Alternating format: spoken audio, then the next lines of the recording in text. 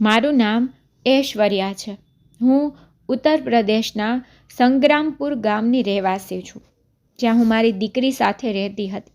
મારી દીકરી 7 વર્ષની હતી જ્યારે તેના પિતા બીમારીને કારણે અમને છોડીને ગયા હતા. ત્યારથી મારી દીકરી મને તેની મા અને તેના પિતા માને છે.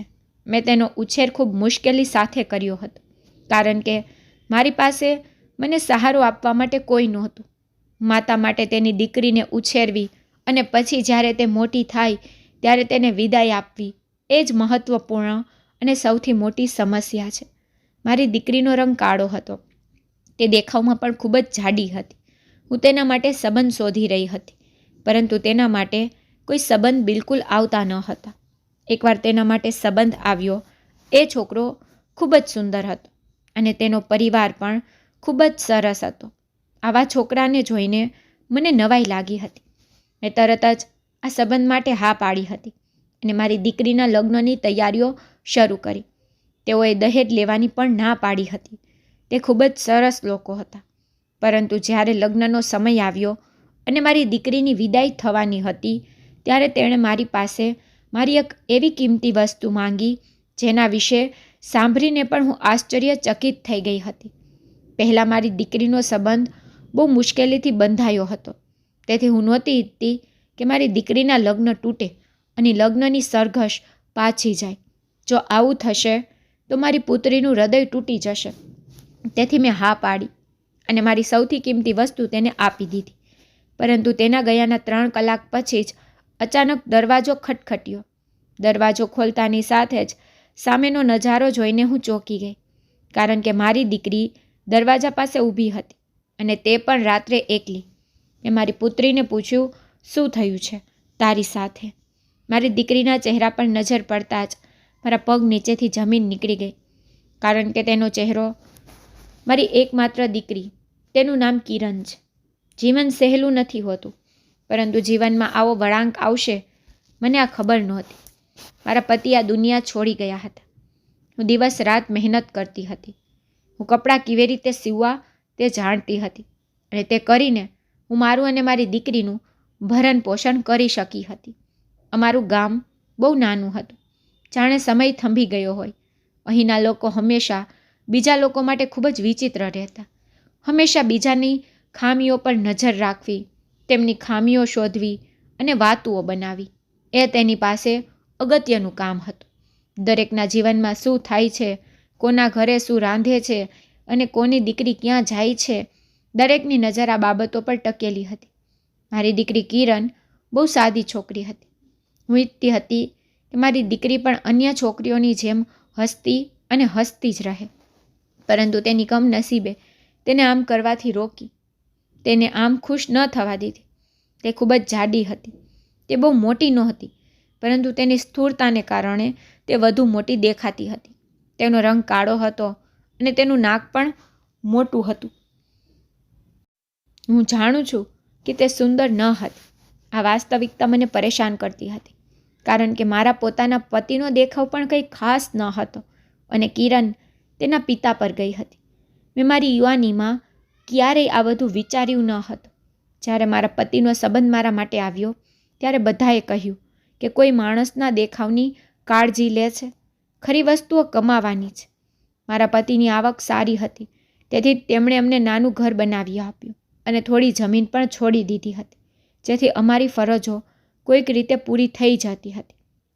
હું ખુશ હતી કે ઓછામાં ઓછું મારા માથા પર છત છે, પરંતુ તે સમયે મેં વિચાર્યું ન હતું કે મારી એક પુત્રી હશે અને તે પણ તેના પિતાને અનુસરશે. કિરણની હાલત જોઈને મારું હૃદય ખૂબ જ દુઃખી થતું હતું. તે નિર્દોષ હતી, પરંતુ તેનું વજન, શ્યામ રંગ અને તેનું મોટું નાક તે લોકોના જોક્સનું નિશાન બનતી હતી. મેં તેને વારંવાર સમજાવ્યું હતું કે કિરણ ઓછું ભોજન લે, પરંતુ તેણી મારી વાત સાંભળતી નહીં. કદાચ ખોરાકમાં તેને તે આશ્વાસન મળતું હતું જે દુનિયાએ તેની પાસેથી છીનવી લીધું હતું. હું જાણતી હતી કે આ દુનિયા કદરૂપી લોકોને જીવવા નથી દેતી, ખાસ કરીને દીકરીઓને. મારી દીકરી ગામડાના બાળકો સાથે રમવા પણ જતી નહોતી. તે એકલા રહેવાની શોખીન હતી અને હું કંઈ કરી શકતી નહોતી. જ્યારે પણ હું માર્કેટ જતી ત્યારે મને લોકો પૂછતા કે ઐશ્વર્યા, કિરણના લગ્ન ક્યારે કરીશ? તે લોકોના પ્રશ્નો સાથે તાના પણ હોતા, જાણે તેને પહેલેથી જ ખબર હોય કે કિરણ માટે સંબંધ મળવાનો નામુમકિન છે.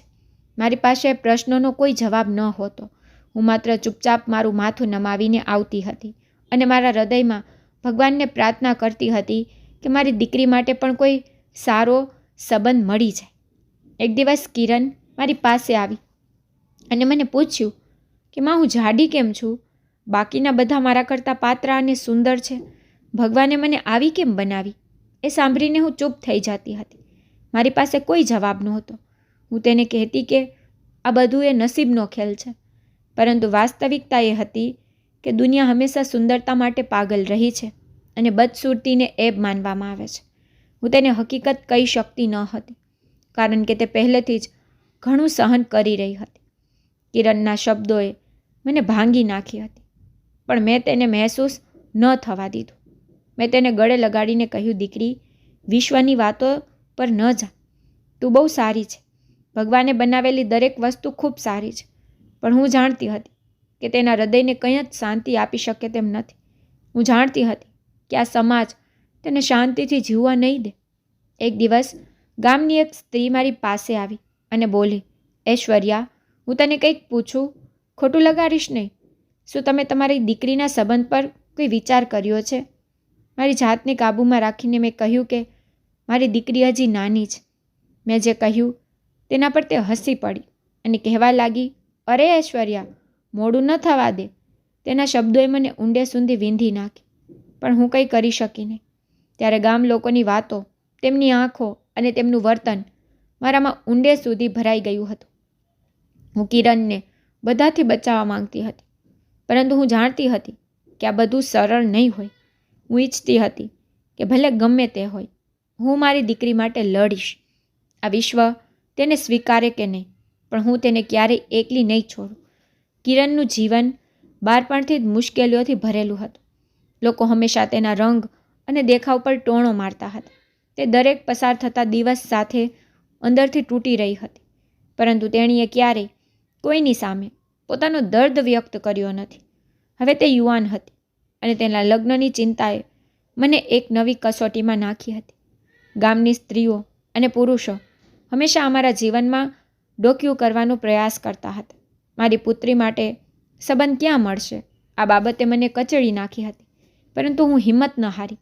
મેં મારી દીકરી માટે સંબંધ શોધવાની જવાબદારી માની, ભલે દુનિયા ગમે તે કહે. અમારા ગામમાં એક સ્ત્રી હતી જે સંબંધો ગોઠવતી હતી. ગામના લોકો તેને રશ્મિ બુઆ કહીને બોલાવતા હતા. હું તે સ્ત્રી પાસે ગઈ. મેં તેને પૈસા આપ્યા અને તેને મારી દીકરી માટે સારો સંબંધ શોધવાનું કહ્યું, પરંતુ મેં તેને ખૂબ જ સારી રીતે કહ્યું કે આ વિશે કોઈને ખબર ન હોવી જોઈએ.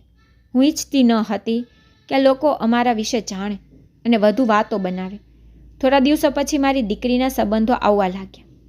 લોકોને નવાઈ લાગી કે કિરણ માટે કેવી રીતે સંબંધો આવી રહ્યા છે. લોકો ગમે તેમ કહેતા હતા. હું તેના શબ્દોને અવગણતી રહી. જ્યારે પણ કોઈ સંબંધ આવતો, ત્યારે હું મારા હૃદયમાં આશા રાખતી હતી કે કદાચ આ સંબંધ મારી પુત્રી માટે હશે, પણ બધી વખત એ આશા તૂટી જતી હતી. કિરણને જોવા આવતા લોકો તેને જોતાની સાથે જ તેનો સ્પષ્ટ ઇનકાર કરતા હતા. તેના કઠોર કડવા શબ્દો મારા હૃદયને કાપી નાખતા હતા.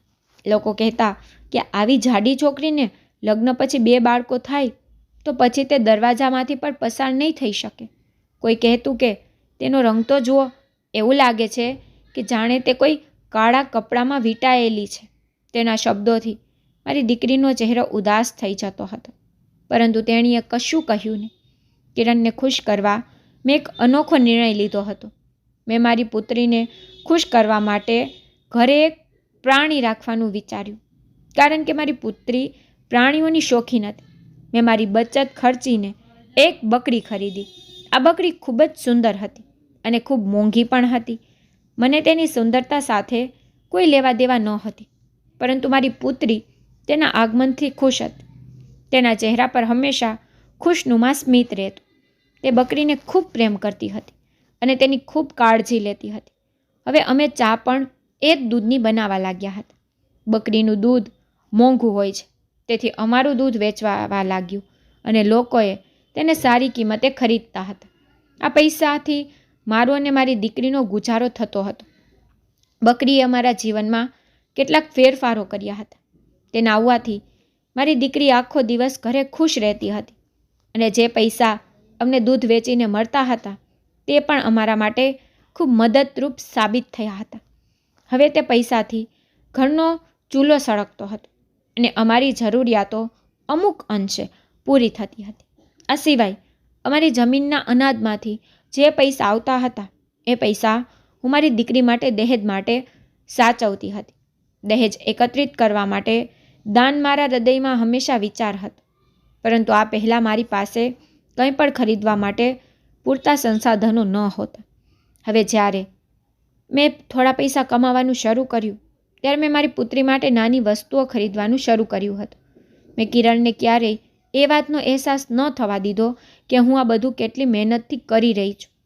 હું ઈચ્છતી હતી કે તે મારી સમસ્યાઓ સમજે અથવા તેનાથી પ્રભાવિત થાય. કિરણ માટે બધું જ ખૂબ જ જરૂરી હતું. બકરીએ તેના જીવનમાં જે ખુશી ભરી હતી તે મને પણ આશ્વાસન આપતી હતી. તે બકરી સાથે રમતી, તેને પોતાના હાથે ખવડાવતી અને તેના દિલની વાત કરતી હતી. આ બધું જોઈને મારું મન ખુશ થઈ જતું હતું કે કેટલાક ક્ષણો એવા હતા જ્યારે તે પોતાની મુશ્કેલીઓ ભૂલી શકે અને ખુશ રહી શકે. પણ હજી દુનિયાની વાતો પૂરી થતી નહોતી. ગામની સ્ત્રીઓ તે હજુ પણ અમારા પર નજર રાખી રહી હતી. તે મારી પીઠ પાછળ વાત કરતી હતી કે ઐશ્વર્યા તેની દીકરી માટે દહેજ એકઠી કરે છે, પણ આવી જાડી છોકરીને પોતાના પરિવારની વહુ કોણ બનાવશે? એ વાતો સાંભળીને હું મૌન થઈ જતી હતી. પણ મનમાં હું પ્રાર્થના કરતી હતી કે ભગવાન મારી દીકરી કિરણ માટે સારો સંબંધ શોધે. આ સમય મારા માટે ઘણો મુશ્કેલ હતો. એક બાજુ લોકોની વાતો અને ટોણા, બીજી બાજુ કિરણનું મૌન જે મને અંદરથી મારી રહ્યું હતું. પણ હું હિંમત ન હારી. મેં મારા હૃદયને મજબૂત કર્યું અને મારી જાતને વચન આપ્યું કે હું મારી દીકરી માટે ચોક્કસપણે લડીશ. છેવટે મારા સિવાય આ દુનિયામાં તેની પાસે બીજું કોણ છે? જો હું પણ તેને નહીં સમજી શકું તો મારી દીકરીનું શું થશે? હું મારી દીકરીને ખુશ જોવા માટે બનતું બધું કરીશ. કિરણ બકરી સાથે પોતાની દુનિયામાં વ્યસ્ત રહેવા લાગી હતી. સવારથી સાંજ સુધી તે બકરીનું ધ્યાન રાખતી અને તેને ખવડાવતી રહેતી. તે સવારે તેને દૂધ કાઢતી અને ક્યારેક તેની સાથે રમી પણ લેતી. આ રીતે મારી દીકરીનું હૃદય અકબંધ રહેતું હતું. મને પણ રાહત હતી કે તેનું હૃદય અકબંધ રહે છે અને થોડી ભાગદોડ પણ થાય છે. પણ તેમ છતાં મારા હૃદયમાં એક ખાલીપો રહી ગયો હતો. હું જાણતી હતી કે કિરણના જીવન માટે આ ખુશી પૂરતી નથી. તેને સારા ભવિષ્ય અને પ્રેમાળ જીવનસાથીની જરૂર હતી. પરંતુ આ બધું સ્વપ્ન જેવું લાગતું હતું. આવા સંજોગોમાં એક દિવસ મને સમાચાર મળ્યા કે મારી બાળપણની મિત્ર ઉર્મિલા, જે ઘણા વર્ષો પહેલાં અમારું ગામ છોડીને શહેરમાં સ્થાયી થઈ હતી, પણ હવે તે પાછી આવી હતી. ઉર્મિલા વિશે સાંભળતા જ મારા હૃદયમાં ખુશીની લહેર દોડી ગઈ હતી. તે તો મારી ખૂબ જ નજીકની મિત્ર હતી, પણ ગામ છોડ્યા પછી અમે બંને ક્યારેય એકબીજાને મળ્યા નથી, કારણ કે અમારા ગામથી શહેર ઘણું દૂર હતું. મારે પણ ક્યારેય શહેરમાં જવાનું ન હતું અને તે પણ મારા લગ્ન પછી ગામમાં પાછી આવી ન હતી. ઉર્મિલા એક સામાન્ય સ્ત્રી હતી. ગામના લોકો માટે તે એક ચારિત્રહીન છોકરી હતી, જેણે તેના પ્રેમ માટે તેના પરિવાર અને હિતોનું બલિદાન આપ્યું હતું. તેણે પોતાની મરજીથી લગ્ન કર્યા હતા. તે પોતાની મરજી મુજબનું જીવન જીવવા શહેરમાં ગઈ હતી. તેણે ત્યાં જઈને નોકરી મેળવી અને પતિ સાથે સુખી જીવન જીવવા લાગી. ભગવાને તેમને તેમના રૂપમાં પુત્રી આપી હતી, પરંતુ હવે જ્યારે તેની પુત્રી યુવાન થઈ ગઈ તો આટલા વર્ષો પછી તેની પુત્રીના લગ્ન પછી તે તેના ગામ પાછી આવી ગઈ હતી. અને જ્યારે તે ગામમાં આવી ત્યારે મને પ્રથમ મળવા આવી હતી. તેને જોઈને મને લાગ્યું કે જાણે વર્ષોની દૂરી પૂરી થઈ ગઈ હોય.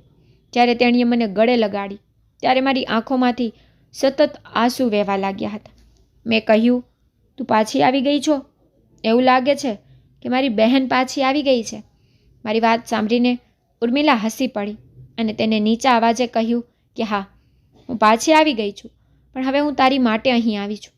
મેં તેને મારા ઘરે આવીને રહેવા કહ્યું, કારણ કે હવે તેના ઘરે એકલા રહેવાનો કોઈ ફાયદો નથી. તેના માતા પિતાના અવસાન બાદ તેનું ઘર બંધ હતું. તે તરત જ મારી વાત સાથે સંમત થઈ અને મારી સાથે રહેવા લાગી હતી. ઉર્મિલાના આગમનથી મારા ઘરમાં એક નવી ખુશીની શરૂઆત થઈ ગઈ હતી. તે મારી હિંમત તો મજબૂત કરી જ, પણ મારી એકલતા પણ દૂર કરી હતી. અમે બંને એકબીજા સાથે કલાકો સુધી વાતો કરતા અને અમારા વિતાયેલા સમયને યાદ કરતા હતા અને અમારી સમસ્યાઓનું સમાધાન શોધવાની કોશિશ કરતા હતા. ઉર્મિલાએ મને તેના જીવનની વાત કહી. તેણીએ તેના અધિકારો માટે કેવી રીતે લડાઈ કરી અને કેવી રીતે તે તેના પતિ સાથે નવી દુનિયામાં સ્થાયી થઈ અને હવે તેની દીકરીના લગ્ન પછી તે કોઈ ચિંતા કર્યા વગર ત્યાંથી પાછી આવી હતી.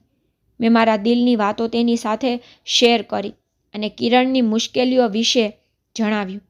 એક દિવસ ઉર્મિલાએ કિરણની મુશ્કેલીઓ વિશે વધુ એક વાત કરતાં તેણે કહ્યું કે ઐશ્વર્યા, તારી દીકરીએ તેની સ્થિતિ જેવી જાળવી રાખી છે તે મુજબ તેના સંબંધને શોધવાનું સરળ નહીં રહે. મેં ઉદાસીથી ઉર્મિલાને જવાબ આપ્યો, તો પછી મારે શું કરવું જોઈએ? કેવી રીતે થશે બધું? ઉર્મિલાએ હસીને જવાબ આપ્યો કે જ્યારે ઘી સીધી આંગળીથી ના નીકળે તો આંગળી થોડી વાળી લેવી જોઈએ. તેની વાત સાંભળ્યા પછી મેં આશ્ચર્ય સાથે પૂછ્યું કે તું શું કહેવા માંગે છે? તો તેણીએ હસીને કહ્યું કે તું ચિંતા ન કર, હું બધું ઠીક કરીશ. પરંતુ હું તેના શબ્દોથી બિલકુલ અવ્યવસ્થિત ન હતી અને ઉર્મિલા હંમેશા તેના જીવનના નિર્ણયો પોતાની રીતે જ લેતી હતી અને તેથી જ ગામના લોકો તેના વિશે વાતો કરતા હતા. તે વિચિત્ર નિવેદનો કરતા હતા.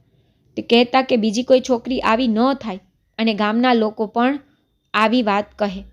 આ સાંભળવા છતાં ઉર્મિલાએ પોતાનું જીવન પોતાની રીતે જીવતી અને લોકોની વાતને અવગણતી. તે કહેતી હતી કે જો તમારે તમારા માટે સારું બનવું હોય તો તમારે જમાનાની નજરમાં મહાન બનવું પડશે. ઉર્મિલાએ મને ખાતરી આપી કે તે કિરણ માટે કોઈ સારો સંબંધ શોધી કાઢશે. તેના શબ્દોમાં એટલો આત્મવિશ્વાસ હતો કે મને લાગ્યું કે કદાચ તે ખરેખર કંઈ કરી શકશે. પણ મારા દિલમાં હજુ પણ વિશ્વાસ ન હતો. મને શંકા હતી કે ગામની વિચિત્ર પરંપરા અને લોકોના ઝેરીલા વર્તાવ વચ્ચે ઉર્મિલા કંઈ કરી શકશે નહીં. ઉર્મિલાના આગમન વચ્ચે મારું હૃદય થોડું હળવું થયું હતું, પણ તેના પ્રયોગ અને તેની વાત અને તેના વિશ્વાસે મને આશા આપી હતી. પણ અંદરથી હું હજુ પણ લાચાર અને અશક્ત અનુભવતી હતી. કિરણને જોઈને મારું હૃદય કપાતું હતું. હું ઉર્મિલાના વચનોની મદદથી કોઈ ચમત્કારની આશા રાખવા લાગી હતી. ઉર્મિલાના આગમન પછી એવું લાગતું હતું કે મારું જીવન નવા માર્ગ પર વળાંક લઈ રહ્યું છે. તેણે પોતાના જીવનની કડવી પળોને ભૂલીને મારું અને કિરણનું જીવન સારું બનાવવાની જવાબદારી ઉપાડી લીધી હતી. એક દિવસ તેણે મને આશ્ચર્યચકિત કરી દીધી. તેણે મને કહ્યું કે તેણે તેનું ગામડાનું ઘર વેચી દીધું છે અને તમામ પૈસા મારા ઘર પાછળ ખર્ચ્યા છે. મેં પણ તેને ખાતરીપૂર્વક પૂછ્યું, ઉર્મિલા, તું આ બધું કેમ કરે છે? તારે અમારા માટે આ બધું કરવાની જરૂર નથી. તેણે હસીને મારા પ્રશ્નોનો જવાબ આપ્યો કે તારા સિવાય મારું બીજું કોઈ નથી. મારા માતા પિતા હવે આ દુનિયામાં નથી. મારા સંબંધીઓ પહેલેથી જ મારાથી નારાજ છે અને મારી દીકરી તેના નવા જીવનમાં વ્યસ્ત છે. હવે મારી પાસે આ બધું સંભાળવા માટે કોઈ નથી. મેં મારા શહેરમાંનું ઘર મારી દીકરીને આપ્યું છે તો આ બધું તારા માટે ઉપયોગી થાય. તેણે માત્ર મારું ઘર રિપેર કરાવ્યું એટલું જ નહીં, પરંતુ મારા કપડાં ધોવા માટે મને વોશિંગ મશીન અને નવું રેફ્રિજરેટર પણ ખરીદ્યું. અમારા ઘરમાં લાઇટિંગ ન હતું, તેણે ઘરમાં વીજળીની વ્યવસ્થા પણ કરાવી. અમારું જૂનું ફ્રીજ ગમે તેમ ખરાબ હતું. લાઇટ ના હોય તેથી મોટે ભાગે બંધ જ રહેતું હતું. તેણે કિરણ માટે સુંદર ઘરેણાં પણ બનાવ્યા હતા. મને એ જોઈને નવાઈ લાગી કે તેણે આ બધું દિલથી કરે છે. ઉર્મિલાની મિત્રતાની આવી હાલત હતી કે જ્યારે મેં તેને કહ્યું કે હું લોકોને કહેવા માંગુ છું કે તું મને આ રીતે મદદ કરી રહી છો, તેણે મને લોકોને કંઈ પણ કહેવાની સ્પષ્ટ ના પાડી દીધી. ઉર્મિલાએ કહ્યું કે તારે કોઈને કંઈ કહેવું નથી. તારે ફક્ત એટલું જ કહેવું છે કે તે ભગવાનની ભેટ છે. ઉર્મિલાની આ વાત સાંભળીને મને તેનું વ્યક્તિત્વ વધુ ગમવા લાગ્યું. ગામના લોકો આશ્ચર્યચકિત હતા. ઐશ્વર્યા લોટરી જીતી ગઈ હોવાની દરેક જગ્યાએ ચર્ચા થઈ રહી હતી. કોઈ કહે કે આ બધું અચાનક કઈ રીતે શક્ય બન્યું. કેટલાક કહે છે કે ઐશ્વર્યાને કોઈ છુપાયેલો ખજાનો મળ્યો છે. હું પણ દરેકને જવાબ આપતી હતી કે હું ભગવાનનો આભાર માનું છું કે તે મને બધું આપે છે. પણ અંદરથી હું જાણતી હતી કે આ બધું ઉર્મિલાને કારણે થઈ રહ્યું હતું. તે તેના જીવનની લડાઈ જીતીને પાછી આવી હતી. તેણે પોતાના પ્રેમથી સુખી જીવન જીવ્યું અને તેની પુત્રીના લગ્ન સારી જગ્યાએ કરાવ્યા. તે ગામના લોકો માટે અજીબ વ્યક્તિ હતી જેને ગામના લોકો ક્યારેય સમજી શક્યા ન હતા. કદાચ તેથી જ લોકો તેના નિર્ણયોને અર્થહીન માનતા હતા. તેને અહીં આવ્યાને માત્ર 2-3 મહિના જ થયા હતા અને અમારા ઘરમાં સારો સંબંધ આવ્યો હતો. આ પહેલી વાર હતું કે કોઈ કિરણના સંબંધ માટે અમારા ઘરે આવ્યું હોય. જ્યારે મેં આ સાંભળ્યું તો હું તેના પર વિશ્વાસ કરી શકી નહીં. હું વિચારવા લાગી કે છોકરામાં કમી હશે અથવા કદાચ છોકરો પહેલેથી જ પરિણીત હશે અથવા તેનામાં કોઈ ખામી હશે. પરંતુ જ્યારે મને તેના વિશે માહિતી મળી તો છોકરો યુવાન તો હતો જ પણ સુંદર પણ હતો. તેનો રંગ સ્પષ્ટ અને સુંદર હતો. તેમનો પરિવાર પણ સારો અને ખુશાલ હતો. પરંતુ એક વાત મેં તેમના વિશે સાંભળી હતી કે તેઓ ખૂબ જ લોભી લોકો હતા. મેં વિચાર્યું કે આ દિવસોમાં તો દરેકને લોભ છે. આ કોઈ મોટી વાત નથી. તેમના લોભને અવગણીને મેં ઉર્મિલાને આ વિશે વાત કરી. તેણે કહ્યું કે ઐશ્વર્યા આ સંબંધ સામેથી ચાલી અને તમારી પુત્રી માટે અહીં આવ્યો છે. જો તને આટલી મુશ્કેલી પછી આ સુખ મળ્યું છે તો તમારે તેનું સ્વાગત કરવું જોઈએ. છોકરાના પરિવારજનોએ સંબંધની વાત કરવા અમારા ઘરે આવવાની પરવાનગી માંગી હતી. તેણે કહ્યું કે તે અમારી દીકરીને જોવા અને વિધિ કરવા માંગે છે અને સાથે જ તે મારી દીકરી માટે ભેટ પણ લાવવા માંગે છે. આ બધું સાંભળીને મારું મન ખુશ થઈ ગયું. મારી આંખોમાં આંસુ હતા અને ઉર્મિલાએ કહ્યું કે આ ખુશ રહેવાનો સમય છે અને તમારે આ ક્ષણનો દિલથી સ્વીકાર કરવો જોઈએ. તેના શબ્દોએ મને થોડું પ્રોત્સાહન આપ્યું. પરંતુ મારા દિલમાં એક ડર હતો કે કિરણના જીવનમાં આ ખુશી આવી શકે છે. પણ મેં ભગવાનનો આભાર માન્યો અને પ્રાર્થના કરી કે આ સંબંધ મારી પુત્રી માટે ખુશીનો માર્ગ બને. જ્યારે છોકરાનો પરિવાર અમારા ઘરે આવ્યો ત્યારે આખા મહોલ્લામાં હંગામો મચી ગયો અને બધાને નવાઈ લાગી કે મારી છોકરી માટે ગામના સૌથી સુંદર અને સક્ષમ છોકરાનો સંબંધ આવ્યો છે. તે લોકો કિરણ સાથે વાતો કરતા હતા અને અમારા ફર્નિચર અને વસ્તુઓ વિશે પણ પ્રશ્નો પૂછતા હતા. તેમના વર્તન પરથી સ્પષ્ટ હતું કે તેઓ લોભી લોકો હતા. પરંતુ તેમની વાતચીત ખૂબ જ સરસ હતી કારણ કે તેઓ ખૂબ જ ખુશ દેખાતા હતા. છોકરાના પિતાએ કહ્યું કે અમને બસ તમારી દીકરી જોઈએ છે. અમે અમારા તરફથી આ સંબંધની પુષ્ટિ કરી છીએ અને 1 મહિનામાં લગ્ન પણ કરીશું. આ સાંભળીને તો મારું હૃદય આનંદથી ભરાઈ ગયું. પણ હું થોડી ચિંતિત પણ હતી. મેં કહ્યું કે 1 મહિનામાં કેવી તૈયારી કરીશું? લગ્ન પણ કરવા છે અને દહેજ પણ. તો છોકરાની માએ કહ્યું કે દહેજની અમને જરૂર જ નથી. તમે અમને આવી વહાલી દીકરી આપો છો. અમારા માટે આ સૌથી મોટી ભેટ છે. આ બધું મને સ્વપ્ન જેવું લાગતું હતું. આ એ જ લોકો હતા જેઓ થોડા મહિનાઓ પહેલાં મારી પુત્રીના મોટાપાના કારણે અવગણી કરી હતી અને આજે તે લોકો મારી પુત્રીના વખાણ કરી રહ્યા હતા. અને આશ્ચર્ય થયું કે તેનું વર્તન કેવી રીતે બદલાઈ ગયું. અને કિરણ પણ ખુશ હતી. પહેલીવાર તે કોઈની સામે શરમ અનુભવતી ન હતી. છોકરાના પરિવાર તરફથી મળતા આદર અને પ્રેમથી તેના હૃદયમાં ખુશીનો માહોલ હતો. છોકરાના પરિવારે કહ્યું કે તેઓ જલ્દીથી જલ્દી લગ્ન કરવા માંગે છે. ઉર્મિલાએ મને સમજાવ્યું કે ઐશ્વર્યા વધારે વિચારવાની જરૂર નથી. જ્યારે કોઈ સારો સંબંધ મળી જાય ત્યારે બંને તેટલું જલ્દી લગ્ન કરી લેવાનું વધુ સારું છે. સમય બગાડ નહીં અને લગ્નની તારીખ નક્કી કર. આખા ગામને નવાઈ લાગી કે કિરણ જેવી છોકરી લગ્ન કરવા જઈ રહી છે. આ લોકો મૌન રહેનારાઓમાંના ન હતા. બધે ચર્ચા હતી. કેટલાક કહેતા કે આ કેવી રીતે શક્ય છે, જ્યારે કેટલાક કહેતા કે છોકરાના પરિવાર સાથે છેતરપિંડી થઈ હશે અથવા છોકરાનો પરિવાર લોભી હોવો જોઈએ. જ્યારે મારા સંબંધીઓએ આ વાત કહી તો મેં કહ્યું, છોકરાના મા બાપ લોભી હોય તો શું થયું? સૌથી મોટી વાત એ છે કે તે મારી દીકરીને સ્વીકારી રહ્યા છે, જે આખી જિંદગી લોકોના ધ્યાનનું નિશાન બની રહી છે. તેનું હૃદય સ્વચ્છ છે. અમારા માટે પૂરતું છે. મેં વહેલી તકે લગ્નની તૈયારીઓ શરૂ કરી દીધી. છોકરાના પરિવારે અમને લગ્નથી બહુ પરેશાન નહોતા કર્યા. પોતે તૈયારીઓમાં વ્યસ્ત હતા અને વારંવાર કહેતા કે અમને દહેજની જરૂર નથી.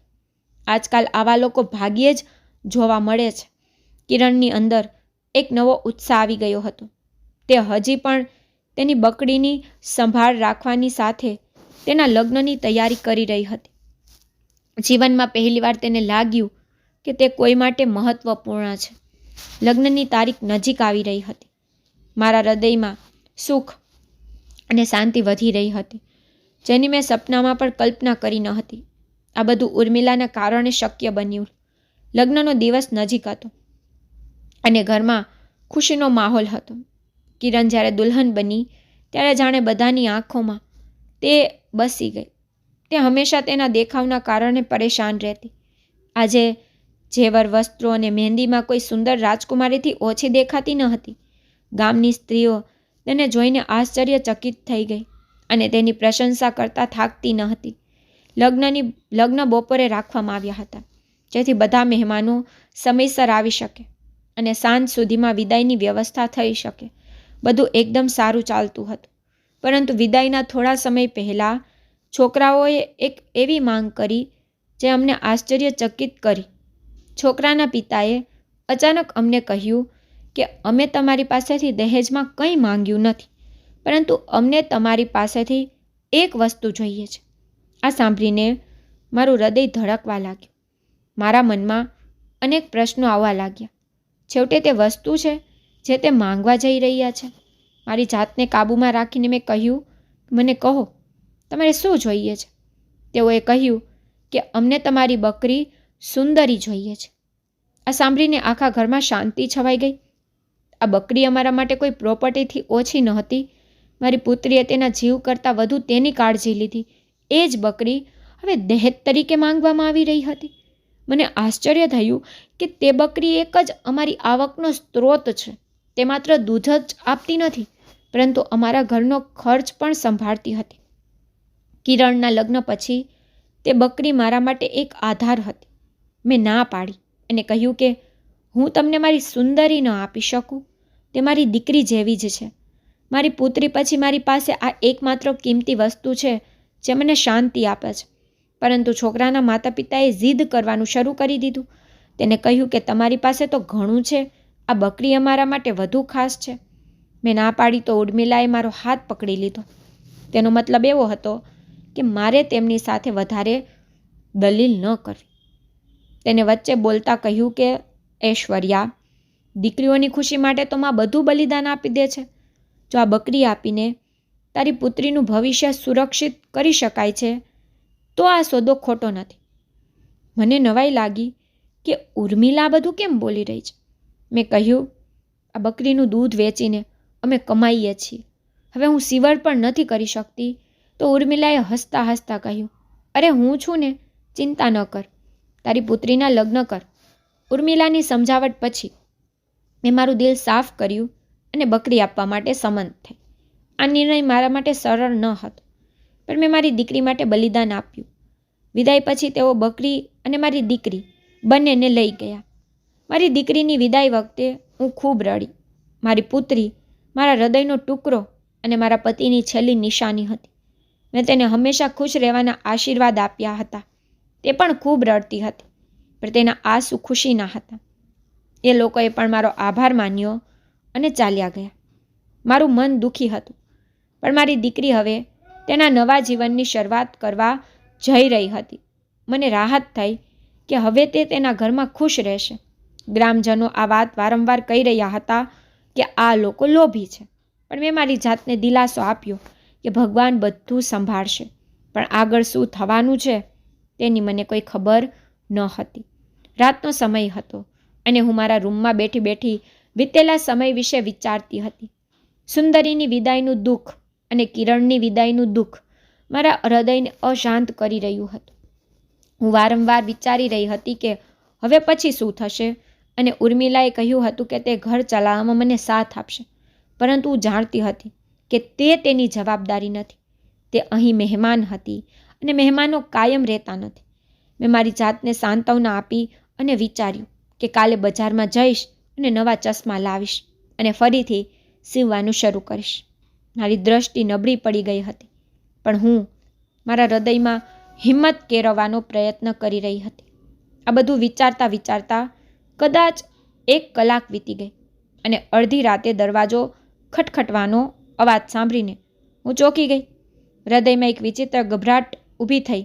વિચાર્યું કે આટલી મોડી રાત્રે કોણ હોઈ શકે, અને ઉર્મિલા, જે લાંબા સમય પહેલાં સૂઈ ગઈ હતી, અવાજ સાંભળીને તે પણ જાગી ગઈ અને તરત જ પૂછવા લાગી કે આ સમયે કોણ આવી શકે છે. મેં પણ મુશ્કેલીથી કહ્યું કે મને ખબર નથી. હું દરવાજા તરફ ચાલી ત્યારે મારું હૃદય ઝડપથી ધબકતું હતું. મેં દરવાજો ખોલ્યો તો લાગ્યું કે જાણે મારા પગ નીચેથી જમીન સરકી ગઈ. મારી દીકરી કિરણ દરવાજા આગળ ઊભી હતી. તેની હાલત જોઈને મારું હૃદય ધ્રુજી ઉઠ્યું. તે રડતી હતી. તેના વાળ વિખરાયેલા હતા અને તેનો ચહેરો ભયથી સફેદ હતો. તેના પગમાં ચપ્પલ પણ ન હતા. તે પગપાળા આવી હતી. મને આઘાત લાગ્યો. મારી જીભમાંથી એક શબ્દ પણ નીકળતો ન હતો. કિરણની હાલત જોઈને મારું દિલ તૂટી ગયું અને ઉર્મિલા ફૌરન આગળ આવી અને કિરણનો હાથ પકડીને અંદર ખેંચી ગઈ.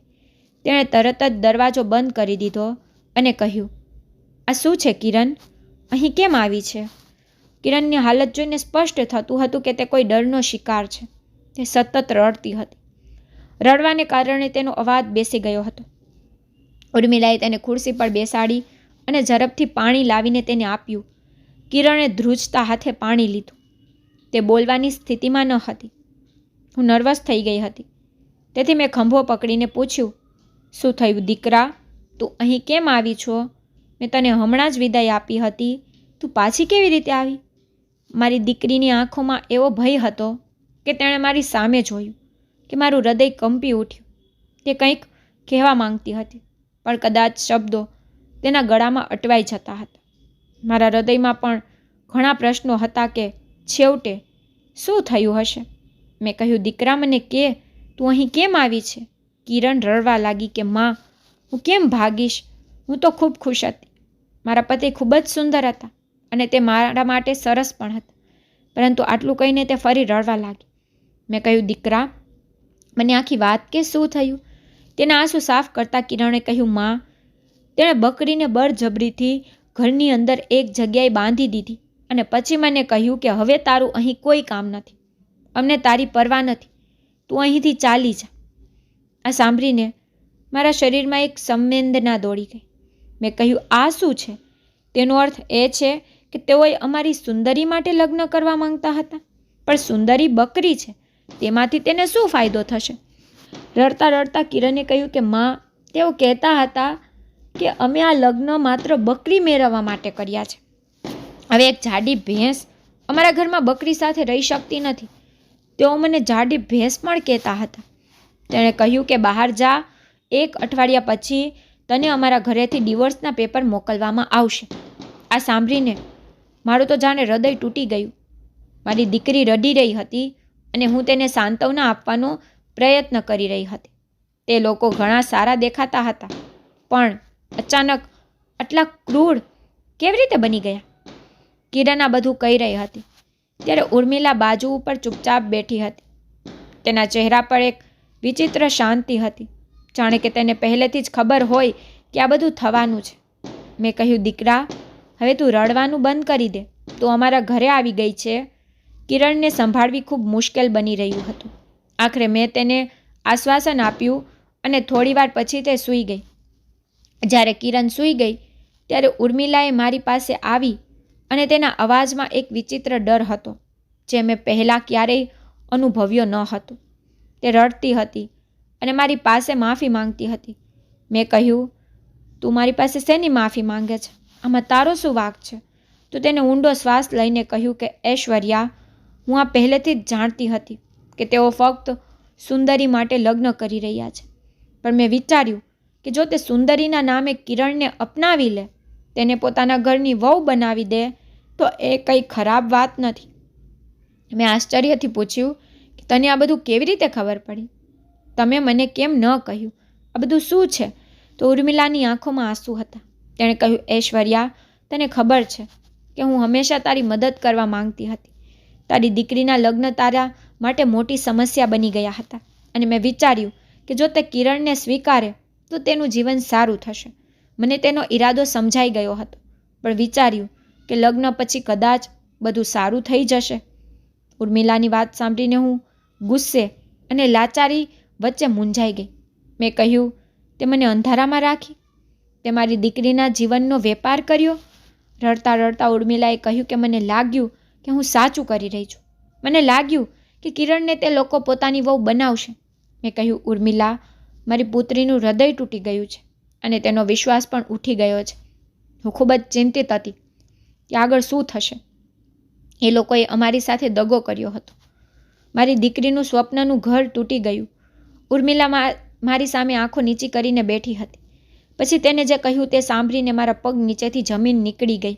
મેં તેને કહ્યું કે ઉર્મિલા, તને મારી દીકરીના જીવન સાથે ગેમ રમવાનો અધિકાર કોણે આપ્યો છે? તો તેને કહ્યું કે ઐશ્વર્યા, મારો ઈરાદો ખરાબ નથી. તું જાણે છે કે આજના સમયમાં કિરણ જેવી છોકરી માટે લગ્ન કરવા કેટલા મુશ્કેલ છે. તમારા સંજોગો જુઓ, તમારી દ્રષ્ટિ પણ નબળી છે અને તમે કપડાં સીવવા સિવાય કંઈ કરી શકતા નથી. હું જાણતી હતી કે આ બકરી તારા માટે કેટલી કિંમતી છે. એટલા માટે મેં ગામમાં જ અફવા ફેલાવી દીધી કે આ બકરી બહુ નસીબદાર છે. મેં લોકોને કહ્યું કે આ બકરી જ્યાં જશે ત્યાં સંપત્તિનો વરસાદ થશે.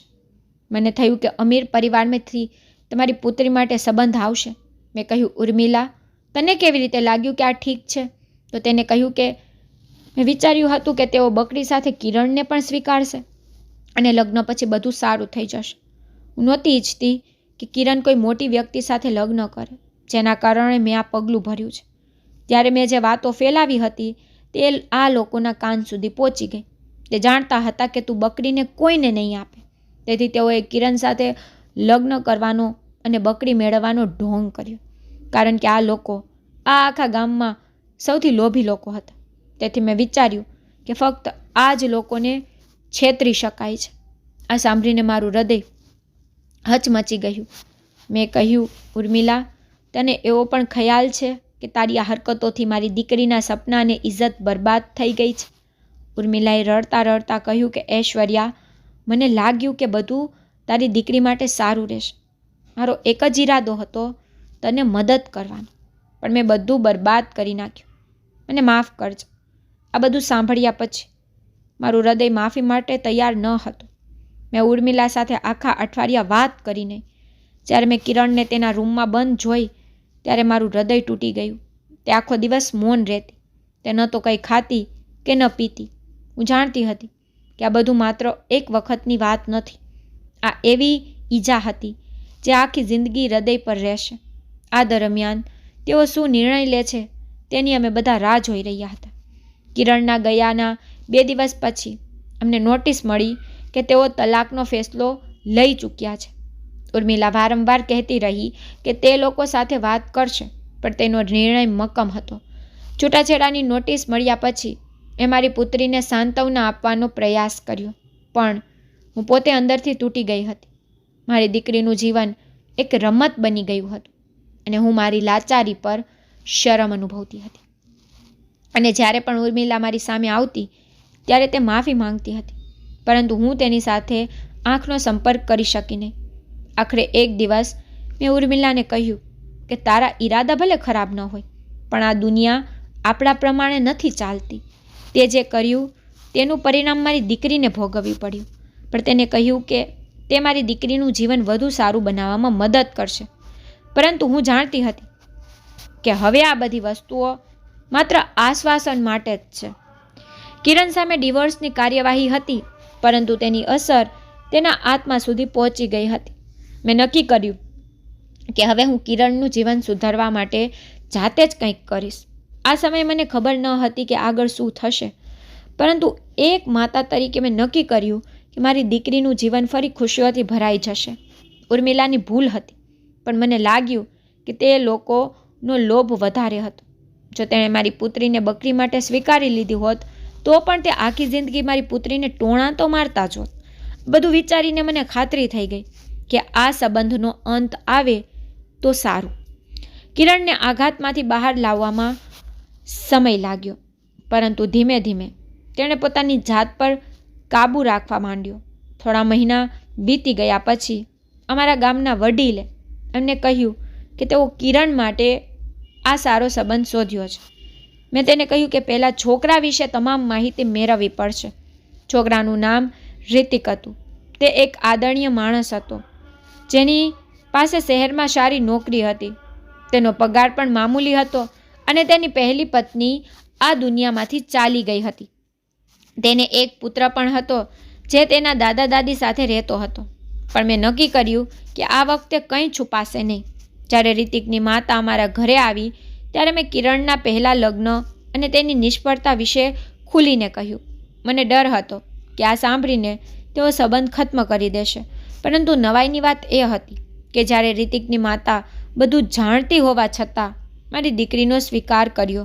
તેણે કહ્યું કે અમારો દીકરો સારો વ્યક્તિ છે અને તેના જીવન માટે તેને સારો સાથી છે. અમને તમારી દીકરી ગમે છે. રિતિક અને કિરણ વચ્ચે વાતચીતનું પણ આયોજન કરવામાં આવ્યું હતું, જેથી બંને એકબીજાને સમજી શકે. રિતિકે કિરણને કહ્યું, મને નથી ખબર કે તું તારો ભૂતકાળ ભૂલીશ, પરંતુ હું વચન આપું છું કે હું તને તારો જૂનો સમય ક્યારેય યાદ નહીં થવા દઉં અને તમને નવું જીવન શરૂ કરવાની તક આપીશ. આ સાંભળીને કિરણના ચહેરા પર આશાની ઝલક દેખાતી હતી. મેં વિચાર્યું, કદાચ આ એક એવી વ્યક્તિ છે જે મારી દીકરીના તૂટેલા હૃદયને સુધારી શકે છે. કિરણના લગ્ન સાદગીથી થયા હતા. આ વખતે કોઈ છેતરપિંડી ન હતી, કોઈ જૂઠાણ ન હતું અને મેં પણ ખૂબ જ ઉત્સાહથી લગ્નની તૈયારી કરી હતી. કિરણની વિદાય વખતે મારા હૃદયમાં ખુશીની સાથે સાથે શાંતિ પણ હતી. તે એવા ઘરમાં જઈ રહી હતી જ્યાં તેને આદર અને પ્રેમ મળશે. રિતિક કિરણને શહેરમાં લઈ ગયો અને તેના ઘરે સ્થાયી થયો. કિરણે ઉર્મિલાના ફોન પરથી ફોન કર્યો અને કહ્યું કે તે તેના સાસરિયામાં ખૂબ જ ખુશ છે. તેનો પતિ તેની ખૂબ કાળજી લે છે. કિરણના લગ્ન પછી હું અને ઉર્મિલા ફરી એકવાર એકલા રહી ગયા. મેં ઉર્મિલાને માફ કરી દીધી, કારણ કે તેણીએ કંઈ કર્યું ન હતું અને તેણીએ તેની ભૂલ સ્વીકારી હતી. અમે બંનેએ સાથે મળીને નક્કી કર્યું કે અમે બાકીનું જીવન શાંતિ અને પ્રેમ સાથે વિતાવીશું અને હવે અમે બહેનોની જેમ જીવીએ છીએ. તે મને મારા કામમાં મદદ કરે છે અને હું તેની હાજરીને મારા જીવનનો મહત્વપૂર્ણ ભાગ માનું છું. જીવન હંમેશા આપણને મુશ્કેલીઓ આપે છે, પરંતુ આ મુશ્કેલીઓ સાથે આપણને નવી તકો પણ મળે છે. મને ખાતરી છે કે અમારી વાર્તા એ લોકો માટે એક પાઠ છે જેઓ તેમના બાળકો માટે વધુ સારું કરવા માંગે છે, પણ તેમની ખુશી માટે તેઓએ જૂઠનો આશરો લેવાની જરૂર છે. જીવન હંમેશા આપણને બીજી તક આપે છે. આપણે ફક્ત આ તકને ઓળખવાની અને તેનો ઉપયોગ કરવાની જરૂર છે. આપણા સમાજમાં છોકરીઓના સંબંધો નક્કી કરતી વખતે બારીકાઈથી ધ્યાનમાં લેવામાં આવે છે. ન જાડી કે પાતળી, ન ગોળી ન કાળી, ન ઊંચી ન નીચી, ભણેલી પણ નોકરી ન કરતી હોય. આ બધું બનાવટી હોઈ શકે છે, જેના કારણે છોકરીઓ ઘણીવાર વ્યક્તિની વાસ્તવિકતા ઓળખ વિશે શરમ અનુભવે છે. આપણે ફક્ત સ્ત્રીની માનવતાને મહત્ત્વ આપવું જોઈએ. ધન્યવાદ. અને જો તમને મારી સ્ટોરી પસંદ આવી હોય તો લાઈક શેર સબસ્ક્રાઈબ જરૂરથી કરજો. Thank you.